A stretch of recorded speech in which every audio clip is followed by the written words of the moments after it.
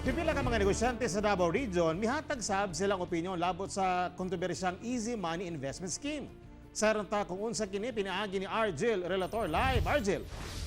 Tek humanigula ang mga istorya nga sumala pa usa ang sektor sa mga negosyante nga ni Alma diha ni buto kini mga investment companies. Dunay pipila ka mga negosyante sa Davao Region ang nipaklaro nga sumala pa nga wala sila'y nakita nga problema ni ining mga kumpanya. Sa pagtambong sa usa ka press conference sa mga leader sa usa ka international organization sa businessmen, gibutyag sa miyembro sa Board of Trustee nga si June Basalo nga nakabase sa Monte Vista, Compostela Valley Province, diin dunay na-establish nga branch sa Kapa.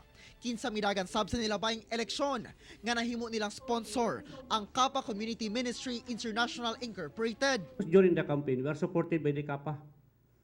Kappa supports us. In fact, the helicopter has been used for us, for my friend who is running for congressman, because they believe on the principle of that man. So the helicopter has been used. Helicopter ang Kappa. Isip negosyante, aminado siya nga lisod makakuha og 30% nga ginansya. Apan wala kuno siya nakitang problema sa Kapa. Ilabi pa nga dako kini og tabang sa pangadlaw-adlaw nga pinansyal nga pinanglanon sa mga residente sa probinsya. Sabi nila na scam. Pero in our place, wala naman talagang nag-complain. Everybody are happy. Lahat naman happy sila. Gani, wala kuno siya nakadungog og reklamo, batok Kapa o uban pang investment companies. Sa kabahin sa negosyanteng si Jerry Giyang, wala kuno shortcut nga mudato dayon ang usa ka tawo nga mo'y gilauman karon sa mga nag-invest nga mas daling mudaghan ang ilang kwarta. Para sa ako, I don't think na that is scriptural.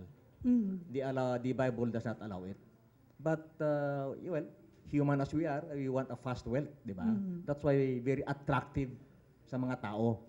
Tungod sa nahimong desisyon ni Pangulong Rodrigo Duterte nga ipasira ang mga investment company, dunay mga nagsulti nga apektadong investor nga mukalas na sila sa pagsuporta sa mga Duterte sa 2022 election tungod niini. Tubag ni Davao City Mayor Inday Sara Duterte. Dili ko mag-comment about feelings sa tao because there is no right and wrong feelings sa isa ka individual. So, I cannot comment on that. Dugang sa mayor nga dili gayud maka-operate ang mga negosyo nga walay business permit sa Davao City, sama sa gipasarad ang branch sa Rygen Marketing o Jagal Innovative Marketing. Wala sab kuno siya ni babag nga mo-pay-in ang mga empleyado sa City Hall sa mga investment firm. Apan padayon ang iyang pahimangno nga subayon kung lehitimo ba ang investment firm nga ilang gibutangan og kwarta. I've always reminded them na it is your money, so you have the right to decide how to use your money.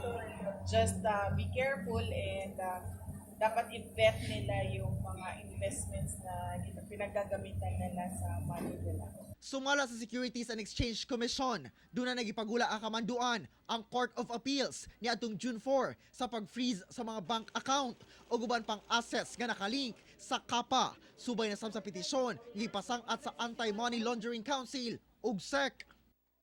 Mga adlaw mahinayon ang pagpahigayon sa usa ka grand prayer rally dito sa General Santos City. Diin subay na sab kinino sa ilahang week of prayer diin tanang branch sa Kapa ang gipasirado. Tek. Okay, RJ, klaro na nako no katong opinion atong mga negosyante nga atong ninahadi kaganiya. Wala kuno sila nakitang negatibong epekto katong kaning gitawag nato mga investment scheme, apil natong Kapa.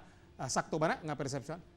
Sa ilahang isip mga negosyante, sa ilahang sariling opinion tech, no? Sa ilahang po kasi natian o nakita, kay lagi sumala pa nila, doon na sila yung mga paryente, doon na sila yung mga amigo, mga kaila, nga nag-invest na o nagadawat na monthly sa katong ginapangako ang interest. Ug sumala pa, nga wala po sila nadungog nga mga reklamo, busa alang nila, no? O dili po kaayo apektado, alang nila ang ilahang negosyo. Busa sumala nila nga dunay maayong epekto ang kining Kapa nga naghatag og 30% ka investment kini katabang sab kuno kini sa kanang katawhan. Tak. Okay, nagkasalamat RJ Relator.